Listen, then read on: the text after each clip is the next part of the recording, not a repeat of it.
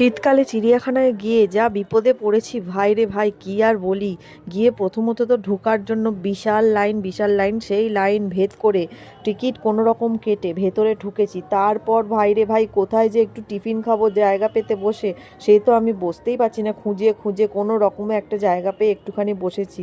তবে যেই না উঠেছি, লোক একদম এসে লাইন দিয়ে দাঁড়িয়ে আছে জিজ্ঞেস করার জন্য, দিদিভাই আপনি উঠবেন, আমরা তাহলে বসবো। তো যাই হোক, কোনো রকম উঠে পড়লাম। উঠে বাঘ দেখতে গিয়ে সে কি লাইন, মানে এত ঠেলাঠেলি, এত গুদুগুটি, মানে সমুদ্রের ঢেউ যেরকম এসে একদম তলিয়ে নিয়ে চলে যায়, ওই রকমভাবে মানুষকে নিয়ে চলে যাচ্ছে, এত লাইন। মানে যে বাচ্চাদের জন্য চিড়িয়াখানাটা দেখে তো বোঝাই যাচ্ছে না, মনে হচ্ছে বুড়ো বয়স্ক সব লোকেদের জন্য, মানে সব লোকেরাই আর কি বাচ্চা হয়ে গেছে এই সময়।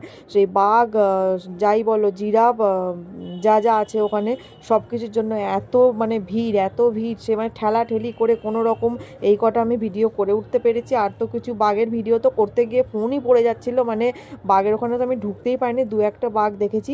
তারপর এখানে এসে তো এগুলোকেও মানুষ ছাড়ছে না, এমনকি মানুষ বুনো বেড়াল দেখতেও মানে এত ভিড় করেছে, বুনো কুকুর দেখতে এত ভিড় করেছে, সে দেখলে মাথা খারাপ হয়ে যাবে।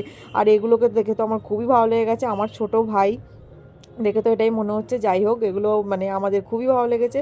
তো এরা বেশ মানুষের দিকে পাত্তা না দিয়ে নিজেদের মতো নিজেদের খাওয়া চালিয়ে যাচ্ছিল।